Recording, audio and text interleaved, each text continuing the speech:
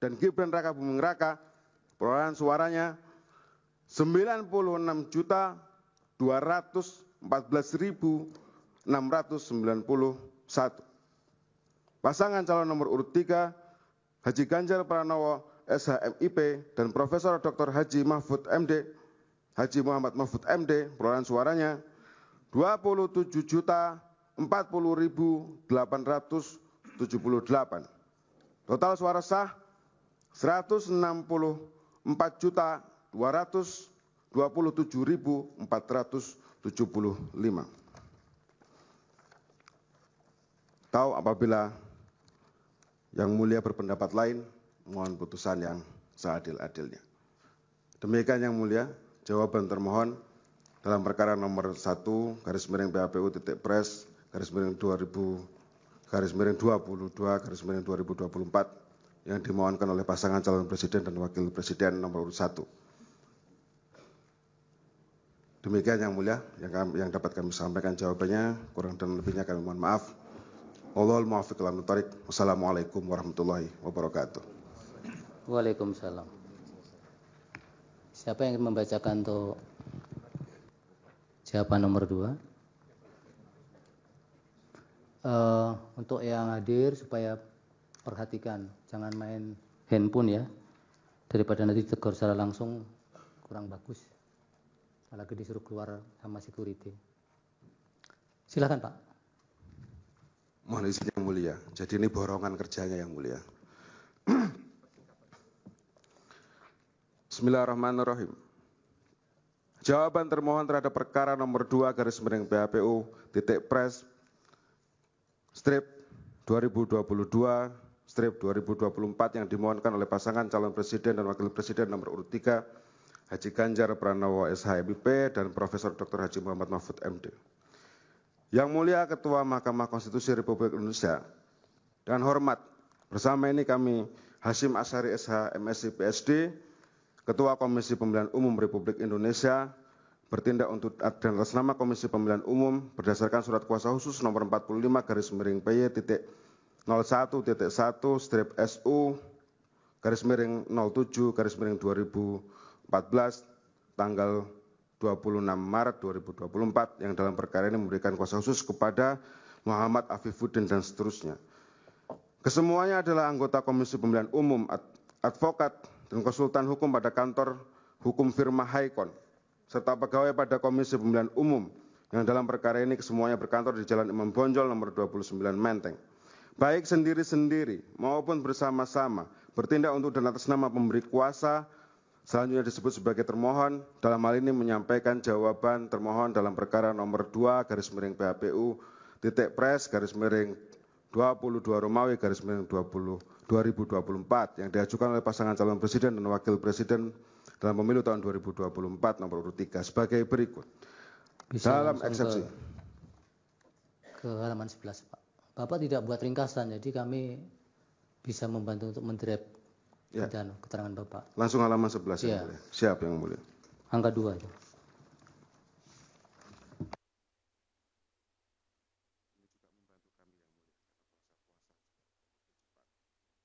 Angka 2. Tidak sinkronnya antara bagian posita dan petitum permohonan. Bahwa bagian posita permohonan pemohon akuo sebagian besar adalah klaim pemohon mengenai pelanggaran dan kecurangan dalam proses pemilu 2024. Bahwa apabila bagian posita permohonan tersebut dikaitkan dengan bagian petitum permohonan, maka nyata-nyata terdapat ketidaksinkronan yang diuraikan sebagai berikut. Posita permohonan pemohon mendalilkan adanya pelanggaran dan kecurangan yang bersifat TSM dalam proses pemilu 2024 antara lain berupa abuse of power yang terkoordinasi. Ini model baru yang mulia, jadi selain TSM ada APT namanya sekarang, abuse of power yang terkoordinasi. Yang didalilkan antara lain dilakukan oleh Presiden, bahwa dalam permohonan pemohon sebagian besar berisi uraian yang berkaitan dengan pelanggaran dan atau kecurangan yang dilakukan oleh Presiden dan jajarannya. Namun fakta hukumnya Presiden bukanlah peserta pemilu dan bukan pula pihak yang berperkara dalam sengketa PHPU akuo. Sehingga argumentasi permohonan pemohon baik yang termuat dalam posita maupun petitum permohonan menjadi tidak tepat disampaikan dalam sengketa PHPU ini dan salah sasaran. Karena hal tersebut tidak berkaitan dengan termohon. Sehingga hal tersebut menjadikan tidak sinkronnya posita dengan petitum pemohon yang Pendiskualifikasinya salah satu paslon presiden dan wakil presiden sebagai berikut. Dianggap dibacakan yang mulia. Nomor 4, posita permohonan pemohon mendalilkan adanya pelanggaran dan kecurangan yang bersifat terstruktur, sistematis, dan masif dalam proses pemilu antara lain berupa abuse of power yang terkoordinasi yang dilakukan antara lain dilakukan oleh presiden. Hal tersebut juga tidak ada kaitannya atau hubungannya dengan petitum 4 pemohon tentang permohonan pemungutan suara ulang. Sebagai berikut dianggap dibacakan. Bahwa perkara akuo adalah tentang perselisihan hasil pemilihan umum sehingga harus ada persandingan hasil penghitungan suara antara versi pemohon dibandingkan dengan versi termohon. Bahwa apabila disimak dari segenap dalil-dalil permohonan pemohon baik dalam posita maupun petitumnya, maka sama sekali bukan tentang persandingan hasil penghitungan suara dan selisih penghitungan suara, tetapi tentang klaim, pelanggaran dan kecurangan dalam proses pemilu, dan ujung-ujungnya adalah petitum yang meminta diskualifikasi salah satu paslon presiden dan wakil presiden dan permintaan pemungutan suara ulang tanpa mengikutsertakan paslon presiden dan wakil presiden yang didiskualifikasi. Sedemikian menjadi nyata, jelas dan terang benderang bahwa posita-posita pemohon tersebut tidak sinkron dengan petitum permohonan. Penyebutan lokus dan identitas TPS dalam permohonan tidak jelas dan tidak spesifik. Bahwa dalam permohonan pemohon terdapat penyebutan dan TPS yang tidak jelas lokusnya, antara lain dianggap dibacakan yang mulia, bahwa dengan demikian kekurang cermatan dalam pengidentifikasian 5.449 TPS tersebut menjadikan permohonan pemohon menjadi tidak jelas dan kabur karena tidak dijelaskan di mana TPS-TPS-nya. Eksepsi permohonan pemohon tidak sesuai dengan format permohonan sesuai ketentuan hukum acara. Menurut termohon, permohonan pemohon tidak sesuai dengan syarat formil dan material permohonan dengan alasan-alasan sebagai berikut. Bahwa ketentuan tentang permohonan PHPU diatur dalam pasal 8 ayat 6 PMK Tata Beracara PHPU Pilpres, dianggap dibacakan yang mulia. Bahwa dalam ketentuan pasal 86 ayat 6, pasal 8 ayat 6 huruf B angka 4 PMK nomor 4 tahun 2023 tersebut di atas dalam pokok permohonan, pemohon harus mencantumkan adanya kesalahan termohon dalam hasil penghitungan suara dan menyandingkannya dengan hasil penghitungan suara yang benar versi pemohon. Bahwa fakta hukumnya dalam permohonan pemohon akuo pada halaman 16 sampai dengan 18 di bawah subjudul 5 pokok perkara telah disampaikan klaim berupa pengakuan. Jadi pemohon mengakui yang mulia tentang adanya kesalahan termohon dalam hasil penghitungan suara hasil pemilihan umum presiden dan wakil presiden 2024 dalam tabel 1, tabel 2, tabel 3. Bahwa data yang disajikan pemohon pada tabel 1 tersebut ternyata setelah dipersandingkan penghitungan suara hasil pemilihan umum presiden dan wakil presiden 2024 untuk pasangan calon presiden dan wakil presiden nomor urut 3 antara penghitungan versi termohon dengan pemohon, maka hasilnya tidak ada perbedaan. Jadi sebenarnya tidak perlu disengketakan karena tidak ada perbedaan. Tidak ada perbedaan jumlah atau dengan kata lain tidak ada selisih hasil penghitungan suara pemilihan umum presiden dan wakil presiden 2024 untuk pasangan calon presiden dan wakil presiden nomor urut 3, baik di 38 provinsi ditambah luar negeri. Bahwa data yang disajikan pemohon pada tabel 2 yang berisi data penghitungan suara hasil pemilihan umum presiden dan wakil presiden 2024 untuk pasangan calon presiden dan wakil presiden nomor urut 1, baik di 38 provinsi ditambah luar negeri, maka setelah dipersandingkan antara perhitungan versi termohon dengan pemohon hasilnya juga tidak ada perbedaan jumlah atau dengan kata lain tidak ada selisih perhitungan suara hasil pemilihan umum presiden dan wakil presiden 2024 untuk pasangan calon presiden dan wakil presiden nomor urut 1. Bahwa pemohon telah membuat pengakuan berupa tidak adanya perbedaan jumlah atau tidak ada selisih hasil penghitungan suara hasil pemilihan umum presiden dan wakil presiden 2024 untuk pasangan calon presiden dan wakil presiden nomor urut 3. Bahwa namun pada halaman 18 sampai dengan 19 permohonan pemohon ditampilkan tabel 3 yang berisi data penghitungan suara hasil pemilihan umum presiden dan wakil presiden 2024 untuk pasangan calon presiden dan wakil presiden nomor urut 2 baik di 38 provinsi ditambah luar negeri, maka setelah dipersandingkan antara perhitungan versi termohon dengan pemohon hasilnya atau selisihnya adalah berbeda 100% karena hasil penghitungan suara hasil pemilihan umum presiden dan wakil presiden 2024 untuk pasangan calon presiden dan wakil presiden nomor urut 2 versi pemohon adalah 0 atau nihil. Bahwa penghitungan suara hasil pemilihan umum presiden dan wakil presiden 2024 untuk pasangan calon presiden dan wakil presiden nomor urut 2 versi pemohon adalah 0 atau nihil sebagaimana termuat dalam tabel 3 tersebut dikarenakan adanya pelanggaran TSM, pelanggaran prosedur pemilihan menurut pemohon. Bahwa klaim terjadinya pelanggaran yang bersifat TSM dan pelanggaran prosedur pemilu sebagaimana uraian pemohon tersebut dilakukan oleh siapa atau pihak mana dan apa yang kaitannya dengan perhitungan suara hasil pemilihan umum presiden dan wakil presiden oleh termohon. Bahwa makna dari penghitungan adalah hasil dari proses menghitung. Namun klaim pemohon dalam tabel 03, tabel 03 tersebut bukan lagi hasil dari proses menghitung dan mempersandingkan hasil penghitungan hingga akhirnya dapat diketahui selisihnya. Tetapi tentang klaim pemohon yang tidak menghitung perolehan suara pasangan calon presiden dan wakil presiden nomor urut 2, padahal dalam pasal 8 ayat 6 huruf B angka 4 PMK nomor 4 tahun 2023 tersebut di atas permohonan pemohon disyaratkan memuat hasil penghitungan suara yang benar menurut pemohon. Bahwa permohonan pemohon akuo tidak sesuai dengan pasal 8 ayat 6 huruf B angka 4 PMK nomor 4 tahun 2023 tentang tata beracara dalam perkara perselisihan hasil pemilihan umum presiden dan wakil presiden. Dalam pokok permohonan, bahwa termohon menolak setiap maupun seluruh dalil, pernyataan, keterangan, dan argumen yang disampaikan oleh pemohon kecuali yang secara jelas, tegas, dan tertulis diakui kebenarannya oleh termohon. Bahwa pemohon mendalilkan nepotisme ditujukan oleh pemohon kepada pihak terkait. Dalam hal ini termohon tidak memiliki kewenangan untuk menanggapinya.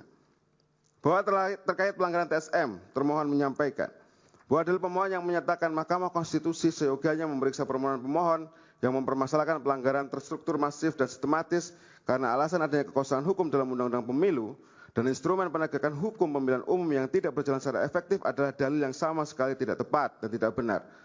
Bahwa sudah ada ketentuan hukum yang dijadikan sebagai acuan dan dasar untuk memeriksa dan memutus dugaan pelanggaran terstruktur, sistematis, dan masif, sekurang-kurangnya terdapat 3 peraturan perundang-undangan yang saling terkait atau dapat dikaitkan yang menjadi hukum dalam memeriksa dugaan nepotisme yang mengarah pada pelanggaran administratif, yakni Undang-Undang tentang Pemilu, Undang-Undang tentang Penyelenggaraan Negara yang Bebas dan Bersih dari Korupsi, Kolusi dan Nepotisme, dan Peraturan Bawaslu Nomor 8 Tahun 2022 tentang penyelesaian pelanggaran administratif pemilihan umum. Bahwa pemeriksaan dugaan pelanggaran administratif pemilu yang terjadi secara struktur, sistematis, dan masif, sebagaimana didalilkan oleh pemohon yang diatur dalam pasal 286 ayat 1, junto pasal 286 ayat 6, dan pasal 463 ayat 1, junto pasal 460 ayat 1 Undang-Undang Pemilu, dimana dengan perbuatan atau tindakan yang melanggar tata cara, prosedur, atau mekanisme yang berkaitan dengan administrasi pelaksanaan pemilihan umum dalam setiap tahapan penyelenggaraan pemilihan umum dan atau perbuatan atau tindakan menjanjikan dan atau memberikan uang atau materi lainnya untuk mengambil penyelenggara pemilihan umum dan atau pemilih.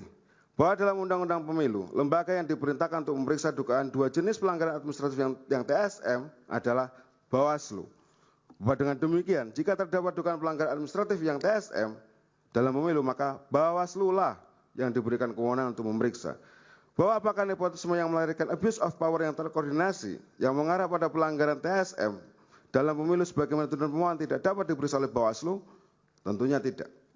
Bawaslu tetap bisa memeriksa dugaan abuse of power yang terkoordinasi sebagaimana dalil pemohon itu. Bahwa definisi mengenai nepotisme diatur dalam pasal 1 angka 5 Undang-Undang 28 tahun 99 yang menyatakan nepotisme adalah setiap perbuatan penyelenggara negara secara melawan hukum yang menguntungkan kepentingan keluarganya dan atau kroninya di atas kepentingan masyarakat, bangsa, dan negara. Bahwa selanjutnya definisi mengenai pelanggaran administratif pemilu yang terjadi secara struktur, sistematis, dan masif diatur dalam pasal 1 angka 33 Perbawaslu 8 2022 yang menyebutkan dianggap dibacakan yang mulia. Bahwa dalam pasal 56 ayat 2 Perbawaslu 8 tahun 2022 tersebut disebutkan TSM dalam pelanggaran administratif pemilu meliputi kecurangan yang dilakukan oleh aparat struktural baik aparat pemerintah, penyelenggara pemilu secara kolektif atau secara bersama-sama. Pelanggaran yang direncanakan secara matang, tersusun dan sangat rapi dan dampak pelanggaran yang sangat luas pengaruhnya terhadap hasil pemilu, bukan hanya sebagian.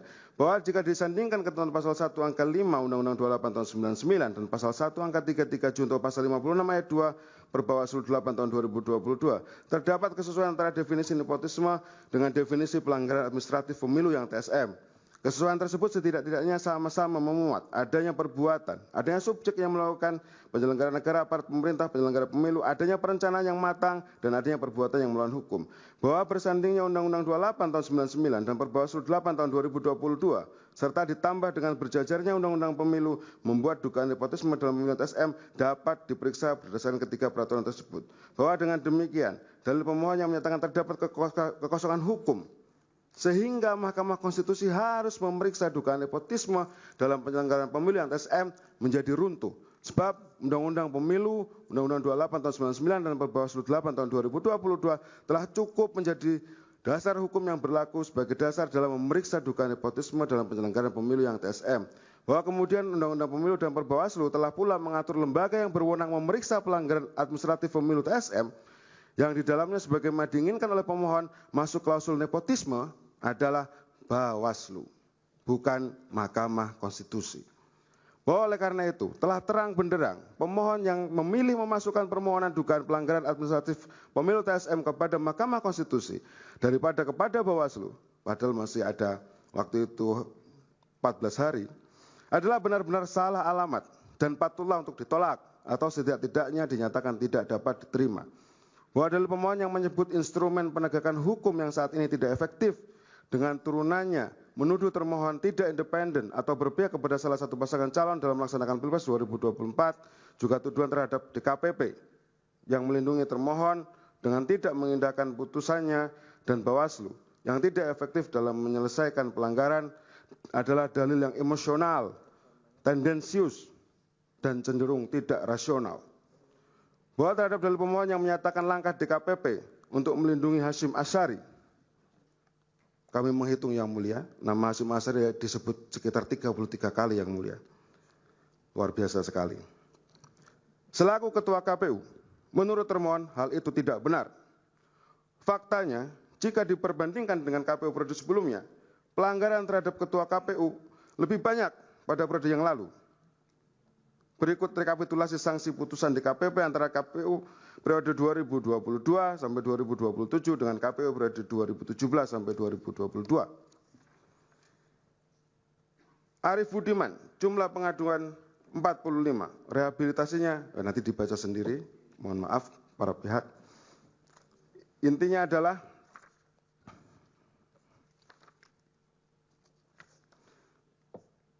meskipun disebut bolak-balik Ketua KPU Hasyim Asyari, pemilu tetap terlaksana dan akuntabilitas integritas penyelenggaraan pemilu tetap terjaga. Hebat sekali berarti Hasyim ini. Kami lanjutkan yang mulia. Yang tertulis Pak, jangan ditambah-tambah begitu. Itu. Siap yang mulia. Siap yang mulia. Tidak usah. Ya. Jadi yang ada yang tertulis saja. Siap yang mulia. Kami lanjutkan, mohon izin yang mulia. Bahwa pemohon mendalilkan termohon dianggap menunjukkan keberpihakannya terhadap salah satu pasangan calon presiden dan wakil presiden berdasarkan dua alasan. Termohon dianggap langsung menerapkan putusan MK nomor 90 garis miring PUU strip 21 Romawi garis miring 2023 secara leksikal. Dan termohon dianggap langsung menerapkan putusan MKRI nomor 90 dan seterusnya tahun 2023 tanpa mengubah PKPU nomor 19 tahun 2023. Bahwa terhadap dalil tersebut, termohon memberikan jawaban sebagai berikut. Bahwa pada dasarnya tidak ada tindakan, perbuatan maupun produk hukum yang termohon terbitkan yang hanya ditujukan untuk kepentingan salah satu pasangan calon. Karena setiap tindakan, perbuatan maupun produk hukum yang termohon terbitkan itu berlaku dan mengikat secara umum bagi setiap warga negara Indonesia, termasuk kepada setiap pasangan calon presiden dan wakil presiden. Bahwa termohon telah menerbitkan peraturan KPU nomor 19 tahun 2023 dan seterusnya, sebagaimana diubah dengan peraturan KPU nomor 23 dan seterusnya. PKPU pencalonan tersebut berlaku untuk semua pasangan calon. Bahwa berdasarkan ketentuan pasal 169 huruf Q Undang-Undang Pemilu junto pasal 13 ayat 1 huruf Q Peraturan KPU nomor 19 tahun 2023 pada pokoknya mengatur berkaitan dengan batas minimum usia bakal calon presiden dan wakil presiden. Bahwa ketentuan pasal 169 huruf Q Undang-Undang Pemilu diajukan judicial review kepada Mahkamah Konstitusi di mana Mahkamah Konstitusi melalui putusan Mahkamah Konstitusi nomor 90 dan seterusnya tanggal 16 Oktober dalam pokok amar putusannya memutuskan hal sebagai berikut dianggap dibacakan yang mulia. Bahwa Mahkamah Konstitusi dalam pertimbangan hukum putusan 90 tahun 2023 pada halaman 56 menyatakan lebih lanjut ketentuan pasal 169 huruf Q Undang-Undang nomor 7 tahun 2017 sebagaimana dimaksud dalam putusan akuo berlaku mulai pada pemilihan umum presiden dan wakil presiden tahun 2024 dan seterusnya. Bahwa berdasarkan uraian di atas, maka ketentuan norma mengenai batas minimum usia bakal calon presiden dan wakil presiden pada pemilu tahun 2024 dan seterusnya adalah berusia paling rendah 40 tahun atau pernah sedang menduduki jabatan yang dipilih melalui pemilihan umum termasuk pemilihan kepala daerah. Bahwa tindakan termohon menerbitkan surat nomor 1145 garis miring PL.01.4 strip SD garis miring 05 garis miring 2023 dan keputusan Komisi Pemilihan Umum nomor 1378 tahun 2023 tentang pedoman teknis pendaftaran verifikasi dan penetapan pasangan calon presiden dan wakil presiden dalam pemilihan umum tahun 2024 adalah dalam rangka untuk menindaklanjuti putusan Mahkamah Konstitusi nomor 90 dan seterusnya yang telah dibacakan pada tanggal 16 Oktober 2023.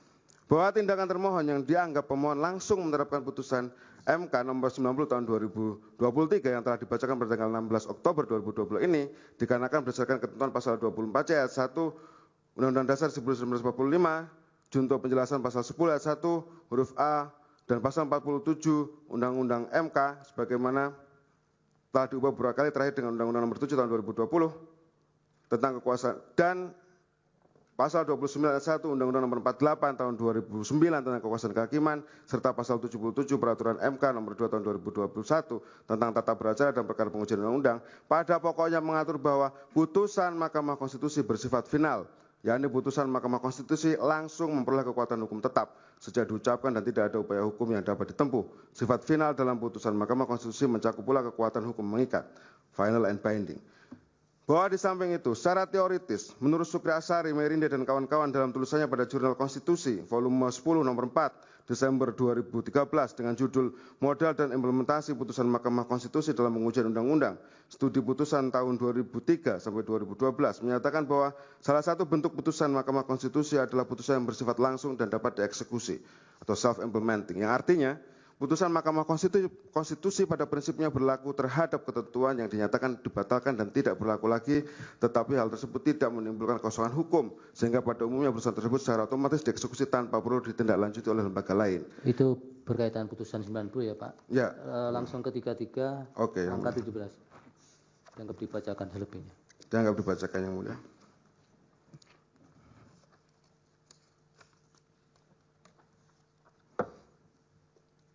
Halaman 33. Angka 17. Bahwa termohon inkasu KPU telah melakukan mekanisme penyusunan dan penetapan peraturan KPU nomor 23/2023 dengan berpedoman pada ketentuan peraturan perundangan dengan mekanisme sebagai berikut. Mekanismenya dianggap dibacakan yang mulia. Bahwa pada setiap tahapan yang dilakukan oleh termohon inkasu KPU dalam menyusun dan menetapkan peraturan KPU nomor 23 tahun 2023, mulai dari mendasarkan pada kewenangan yang dimiliki, berkonsultasi dengan DPR, harmonisasi, persetujuan final dalam pleno, penandatanganan dan pengajuan permohonan pengundangan serta publikasi di laman resmi JDH KPU adalah guna melaksanakan asas pembentukan peraturan perundang-undangan yang baik sebagaimana diatur dalam pasal 5 Undang-Undang nomor 12 tahun 2011 tentang pembentukan peraturan perundang-undangan. Sebagaimana telah beberapa kali diubah terakhir dengan Undang-Undang nomor 13 tahun 2022 tentang perubahan kedua atas Undang-Undang nomor 12 tahun 2011 tentang pembentukan peraturan perundang-undangan. Bahwa dengan demikian, dalil pemohon yang menyatakan adanya keberpihakan termohon terhadap pasangan calon nomor 2 adalah tuduhan yang tidak benar dan sudah seharusnya untuk ditolak. Sedemikian berdasarkan segala tersebut di atas, dalil pemohon itu patut dinyatakan oleh Mahkamah sebagai dalil yang tidak mendasar menurut hukum.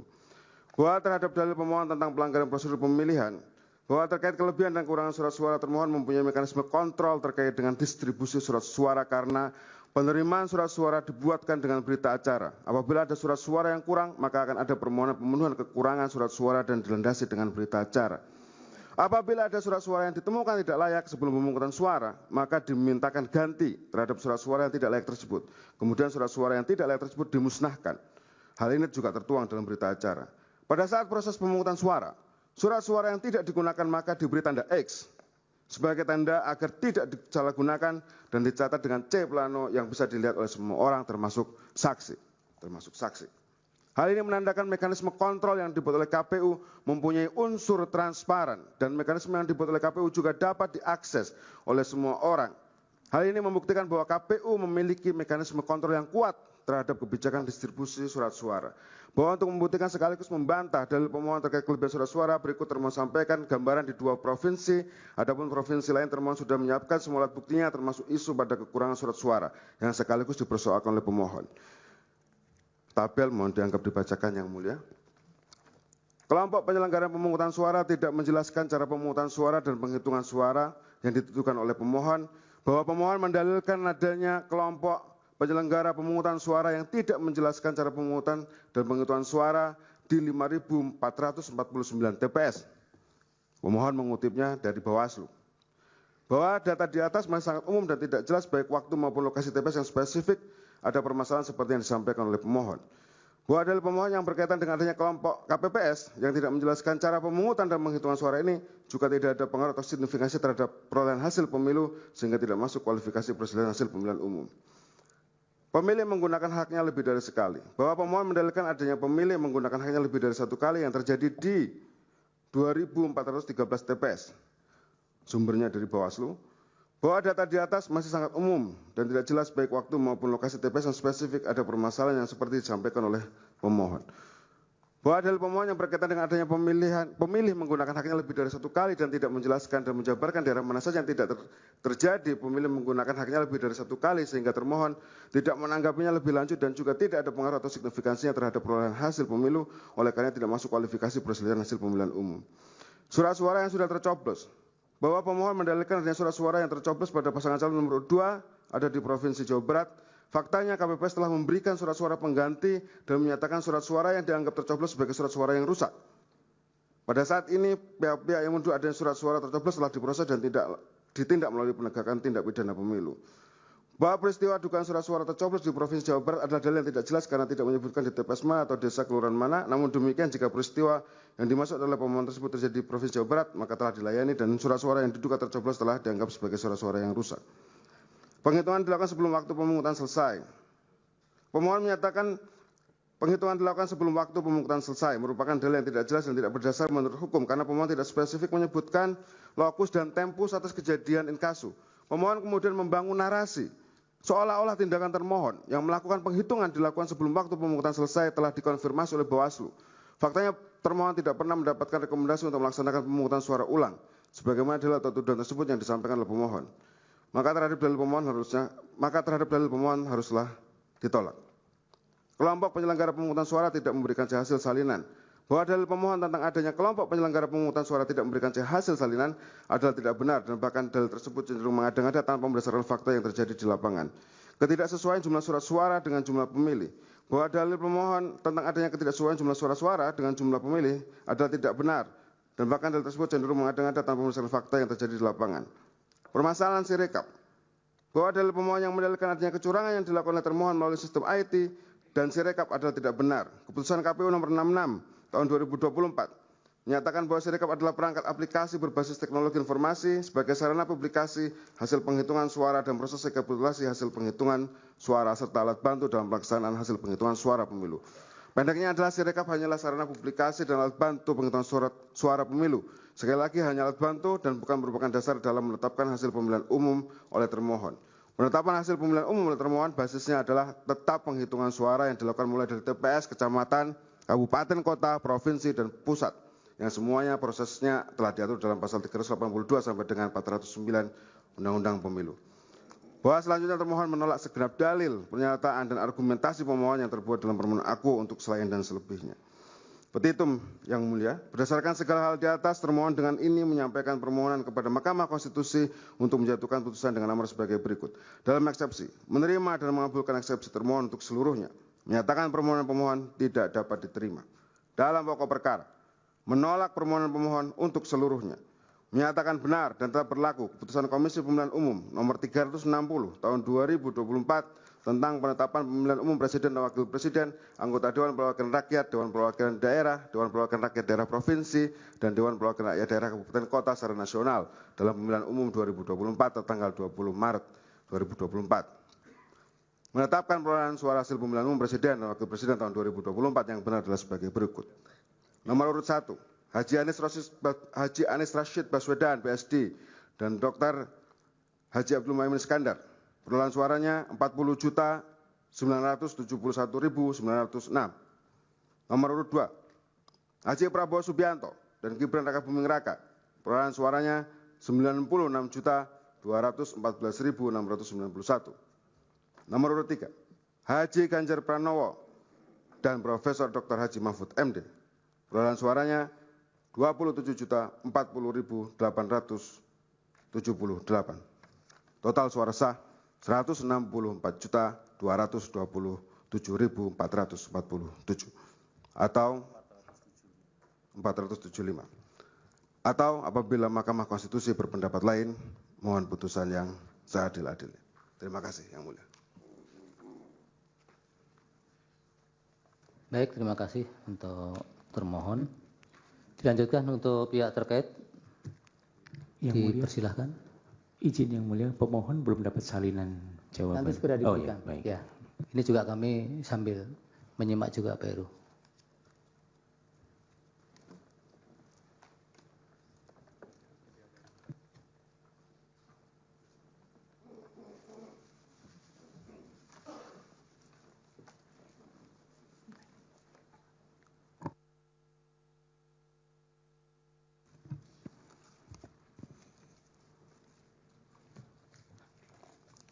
Selamat sore Yang Mulia Majelis Hakim Mahkamah Konstitusi yang kami muliakan. Yang kami hormati para pemohon 1, pemohon 2, dan juga adalah termohon dari KPU dan juga pihak terkait dari Bawaslu. Dan yang kami hormati juga teman-teman sejawat kami, para advokat yang ada di ruangan ini. Yang Mulia, izinkan saya sekaligus untuk persingkat, saya menyampaikan terlebih dahulu semacam pengantar saya sebelum saya membacakan jawaban atau tanggapan kami yang ada di sini sebagai berikut. Yang Mulia Mahkamah Konstitusi dan hadirin sekalian yang saya muliakan, kita sudah mendengar permohonan paslon nomor 1 dan nomor 3 dalam persidangan ini. Apa yang disampaikan dalam permohonan tersebut, kita tahu penuh narasi-narasi dan asumsi-asumsi yang sedemikian rupa, yang terkesan untuk menggiring opini, seakan-akan kekalahan dari para pemohon adalah karena adanya kecurangan pemilu. Narasi-narasi yang dikembangkan dan yang dibangun, seakan-akan rakyat memilih Prabowo Gibran adalah karena kecurangan dan karena adanya bansos.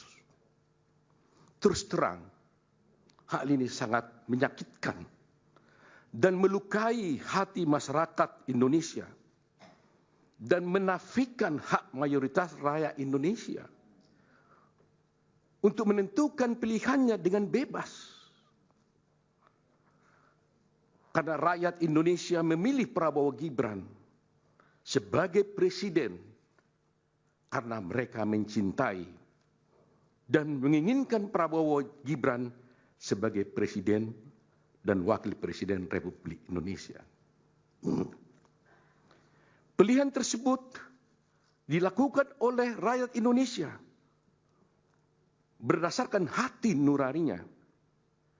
Jadi, kalau dituduhkan dan rakyat dituduh memilih karena adanya bansos, karena adanya kecurangan, itu melukai hati rakyat mayoritas Indonesia yang memilih Prabowo Gibran sebagai presiden dan wakil presiden yang mereka cintai. Yang kedua, pemilu kali ini adalah pemilu yang paling damai dan tentu paling baik. Bukan paling buruk seperti yang disampaikan oleh para pemohon. Kalau pemohon dalam permohonannya menyampaikan narasi-narasi yang bersifat asumsi dan tuduhan-tuduhan kecurangan, maka kami, kuasa hukum Prabowo Gibran, tidak akan terpancing dan tidak akan terpengaruh dengan narasi-narasi dan diksi-diksi kecurangan yang dituduhkan. Tetapi kami akan tetap berpegang teguh kepada prinsip-prinsip kejujuran, profesionalisme, sehingga kami akan memberikan analisa juridis untuk membantah dalil-dalil pemohon, dan kami akan membantah dalil-dalil pemohon tersebut tidak dengan narasi-narasi yang asumsi dan asumsi-asumsi, tidak akan menggiring opini. Kami akan sampaikan secara jelas dengan argumentasi hukum disertai dengan bukti-bukti yang ada. Ketiga, bahwa kita tahu perkara ini seharusnya tidak diajukan ke MK, melainkan ke Bawaslu. Karena isi permohonan tidak sesuai dengan ketentuan Undang-Undang khususnya pasal 475 Undang-Undang Pemilu, sehingga dapatlah dikatakan permohonan pemohon tersebut adalah salah kamar. Demikian juga petitum pemohon juga tidak sesuai dengan hukum acara yang berlaku di Mahkamah Konstitusi. Karena kita lihat petitum pemohon telah menyasar kemana-mana. Sehingga terkesan permohonan tersebut, petitum tersebut seperti petitum sapu jagat. Karena pihak-pihak yang tidak pihak pun di perkara ini telah dimintakan untuk diperintahkan oleh Mahkamah Konstitusi untuk dihukum atau diperintahkan untuk melakukan. Terakhir, kalau pemohon menuduh ada kecurangan atau pelanggaran pemilu, dan hal itu kami nyatakan tegas dalam persidangan ini, bahwa kami sebagai kuasa hukum Prabowo Gibran dan Prabowo Gibran menyatakan dengan tegas dan membantah hal itu tidak benar. Tetapi justru para pemohonlah, pihak pemohonlah yang melakukan kecurangan tersebut, dan kami akan buktikan di dalam persidangan ini nantinya. Demikian terkait yang mulia. Untuk selanjutnya kami tidak mengulangi lagi dari awal pembacaan kami. Saya hanya mengatakan bahwa kami bertindak atas nama Prabowo Subianto dalam perkara ini, yaitu dalam di mana telah kami sampaikan keterangan pihak terkait dalam perkara nomor 1 PHPU Pres 22 Romawi /24, dan kami lanjut langsung ke halaman 6. Yang mulia,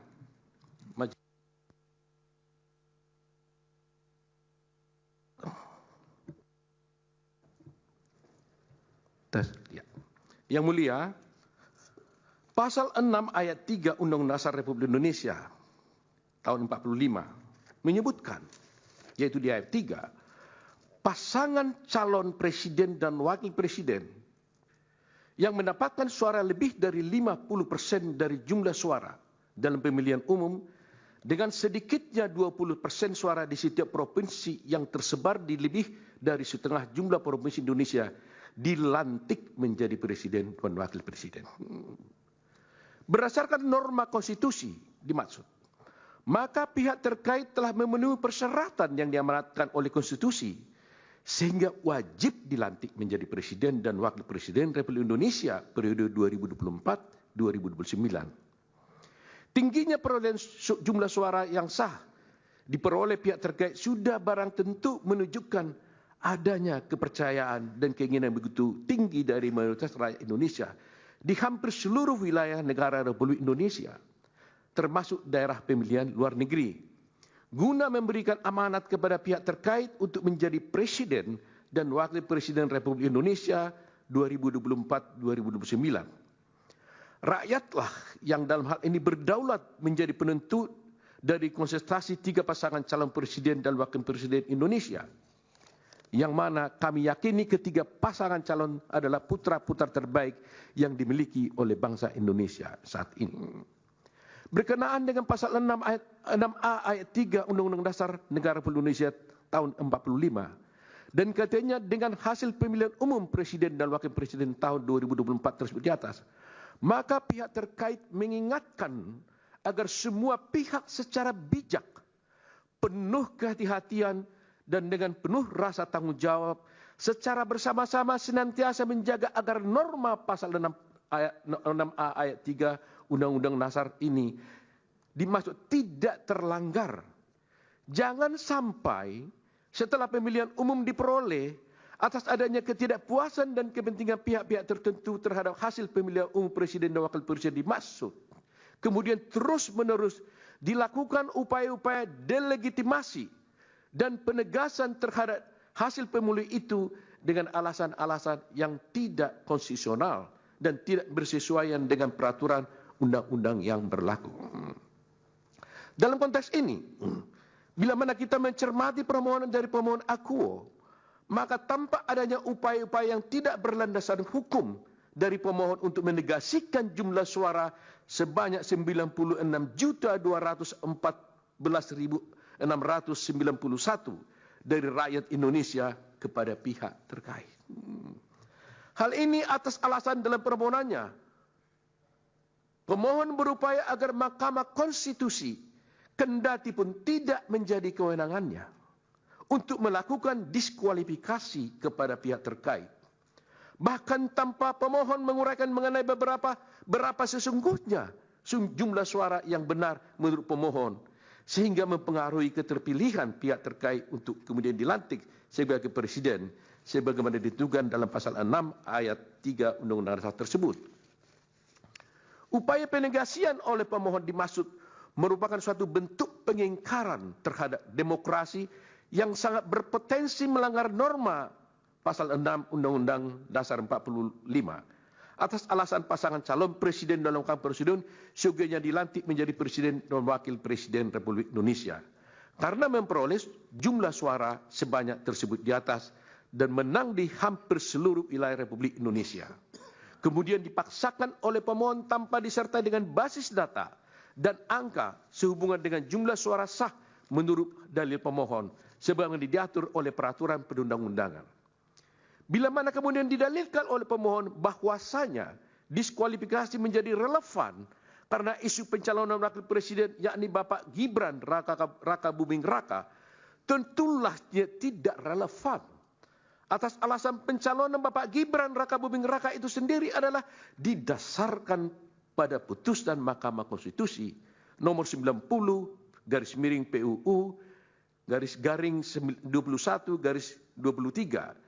Sehingga pemohon bukan lagi berhadapan dengan KPU atau termohon dan pihak terkait, tetapi dengan Mahkamah Konstitusi itu sendiri. Lebih-lebih pada kenyataannya, pemohon dan pasangan calon presiden dan wakil presiden juga ikut dalam kontestasi pemilihan presiden dan wakil presiden bersama-sama dengan Bapak Gibran selaku calon wakil presiden nomor 3. Namun setelah ditetapkan kalah oleh KPU dengan 1 putaran, malah pemohon meminta kepada Mahkamah Konstitusi untuk mendiskualifikasi pihak terkait, ya atau setidak-tidaknya Bapak Gibran Raka Buming Raka. Ini suatu sikap inkonsistensi yang nyata dan sebenarnya dari pemohon. Sebagaimana kita memahami, perkara yang sedang diperiksa dan diadili oleh Mahkamah Konstitusi sekarang ini adalah perkara perselisihan pemilihan umum yang menjadi kewenangannya sebagaimana diatur oleh pasal 24C Undang-Undang Dasar Republik Indonesia tahun 45 yang kemudian dirinci oleh pasal 10 ayat 1 huruf D Undang-Undang nomor 24 tahun 23 tentang Mahkamah Konstitusi, sebagaimana telah diubah beberapa kali dan terakhir dengan Undang-Undang nomor 7 tahun 2002, yaitu kami sebutkan Undang-Undang Mahkamah Konstitusi. Dan kemudian telah diejawantahkan pula pada berbagai peraturan perundangan lainnya yang berlaku.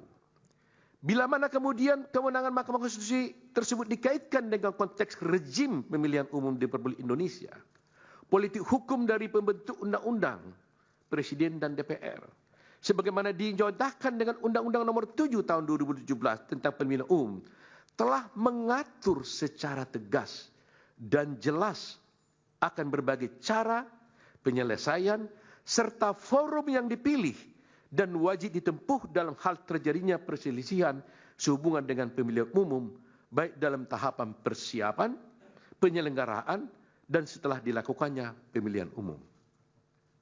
Perlu kami ingatkan kembali bahwasanya untuk Undang-Undang Pemilu telah mengatur dengan tegas dan rinci berkenaan dengan eksistensi dan kewenangan badan-badan lembaga untuk menyelesaikan perselisihan yang berkaitan dengan pemilihan umum.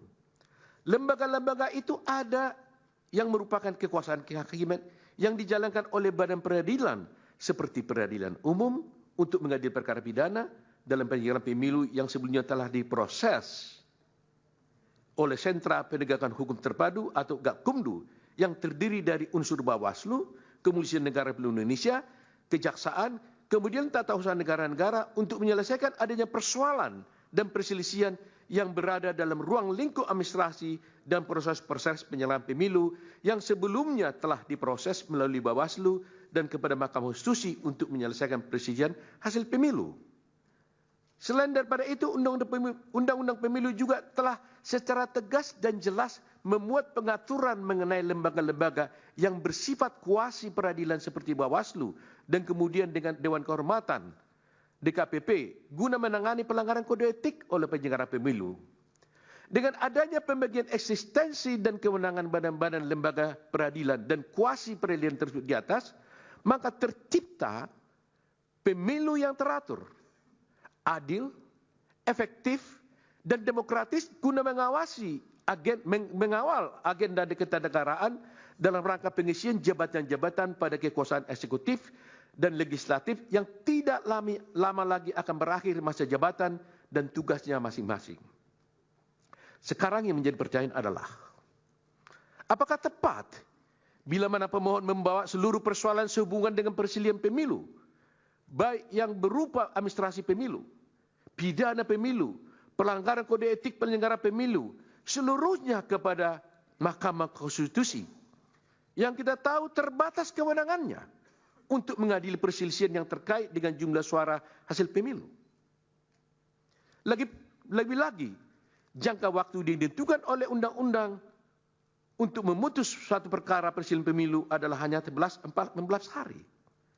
Asal dasar itu, hemat kami, permohonan akuo justru merupakan kemunduran dan suatu bentuk ketidakbijakan oleh pemohon yang berpotensi melanggar norma konstitusi dan peraturan perundang-undangan yang berlaku, sekaligus mengabaikan adanya pengaturan penyelesaian perselisihan pemilu sebagai ditentukan oleh Undang-Undang Pemilu.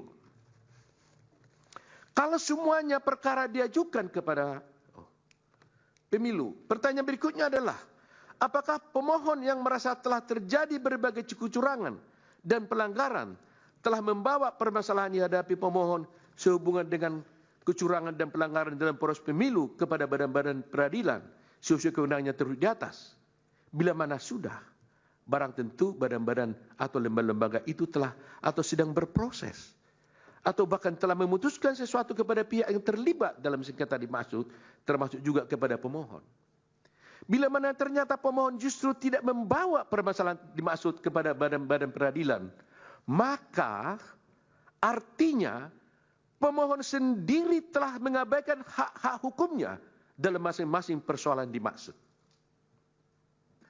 Atas hal tersebut adalah tidak tepat bila mana kemudian pemohon membawa seluruh persoalan yang berkaitan dengan kecurangan, pelanggaran dalam proses pemilu yang menjadi kewenangan dari badan-badan lain kepada Mahkamah Konstitusi ini, yang kewenangannya terbatas pada hasil pemilu, yang memengaruhi keterpilihan presiden dan wakil presiden guna diperiksa dan diadili Mahkamah Konstitusi hanya dalam waktu 14 hari.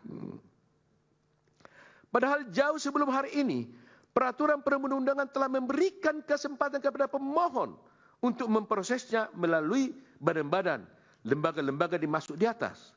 Terkhusus bagi Mahkamah Konstitusi, undang-undang menentukan jangka waktu 14 hari kerja karena memang yang diadili itu terbatas pada jumlah suara hasil pemilihan umum yang ditetapkan oleh termohon, yaitu KPU, dan jumlah suara yang dianggap benar oleh pemohon.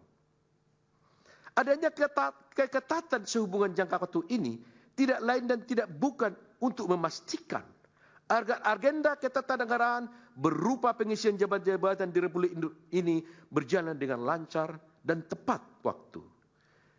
Bila mana rangkaian pemilu ini tidak berkesudahan, misalnya dengan permintaan diskualifikasi, pemilihan ulang, sangat berpotensi menimbulkan persoalan-persoalan lain yang mengarah kepada krisis ketatanegaraan di Republik Indonesia yang kita cintai ini.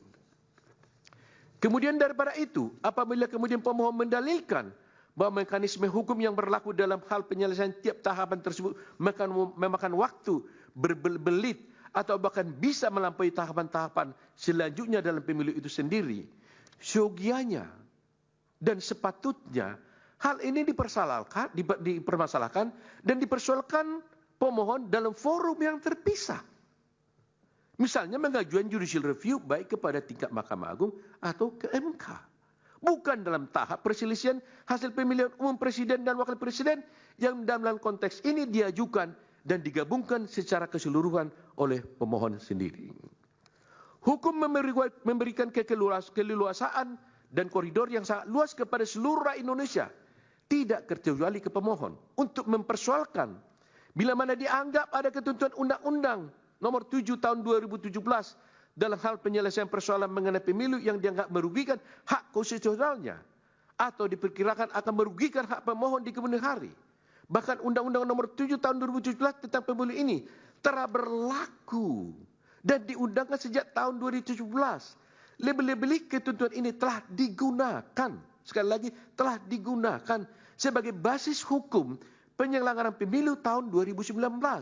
Artinya, pemohon telah cukup memahami kondisi dan aturan serta kaidah yang termaktub dalam undang-undang tersebut. Bukan kemudian setelah selesainya tahapan rekapitulasi suara dikalahkan, justru mempersoalkan aturan-aturan tersebut seakan-akan waktu tidak pernah berpihak kepada pemohon. Sebagaimana kita maklum, jabatan presiden dan wakil presiden Bapak Insinyur Haji Joko Widodo dan Bapak Profesor Dr. Kiai Haji Ma'ruf Amin berdasarkan konstitusi terbatas untuk jangka waktu 5 tahun dan akan berakhir tanggal 20 Oktober 2024. Pada waktu yang sama perlu dihindari adanya kekosongan barang sedetik pun.